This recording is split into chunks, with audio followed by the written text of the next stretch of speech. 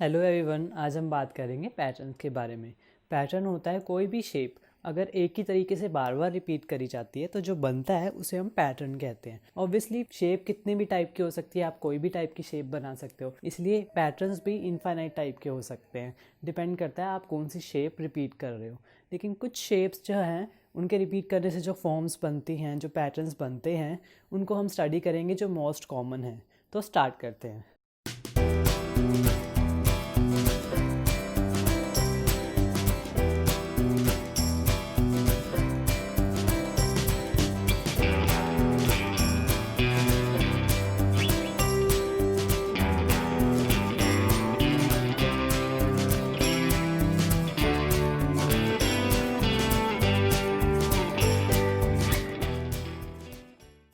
तो गाइस, सबसे पहले हम बात करते हैं एथनिक पैटर्न्स की।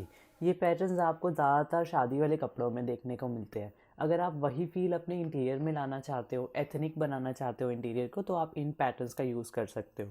फर्स्ट है मोरक्कन, इकैथ, पेस्ली। ऐसे पैटर्न ज़्यादातर क्लासी वाइब देते हैं, थोड़ी सी ट्रेडिशनल वाइब देते हैं। आपको जहाँ इंटीरियर में अपना फॉर्मल टच देना है वहाँ पर आप इन पैटर्न्स का यूज़ कर सकते हो। नेक्स्ट आता है कैजुअल पैटर्न्स। कैजुअल पैटर्न्स वहाँ यूज़ होते हैं जहाँ आपको होमी वाइब देना होता है, अपना टाइप स्पेस बनाना होता है, कोई फॉर्मल टच नहीं है, जहाँ एकदम घर वाला वाइब होता है, उनको कहते हैं कैजुअल पैटर्न्स।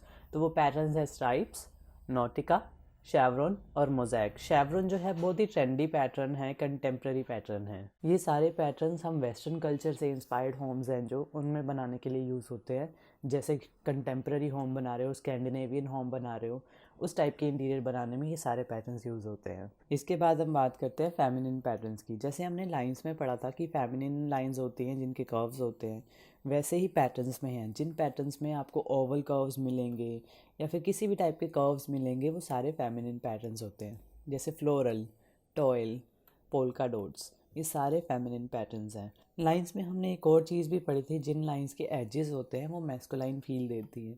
ऐसे ही पैटर्न्स भी हैं। मैस्कुलाइन पैटर्न्स है प्लेट, स्ट्राइप्स और गिंगम।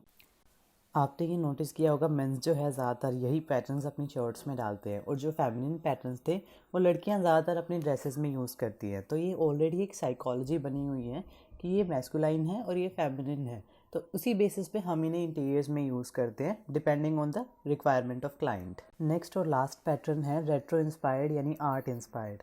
ये जो स्टाइल है इवॉल्व हुआ था जब आर्टिस्ट बहुत ज़्यादा काम करते थे। तो इनमें क्या था, आर्ट पीसेस आपको देखने को मिलते थे, एनिमल प्रिंट्स देखने को मिलते थे, और साउथ वेस्ट इसमें भी देखने को मिलता था।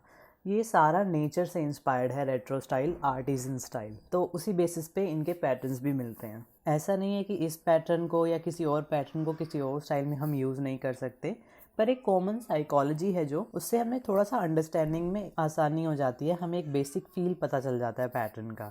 बाकी तो आप किसी भी स्टाइल में कोई भी पैटर्न यूज़ कर सकते हो अगर आपको वो यूज़ करना आता है तो। So guys, this is it for today. अगली बार मिलते हैं फिर। Bye bye.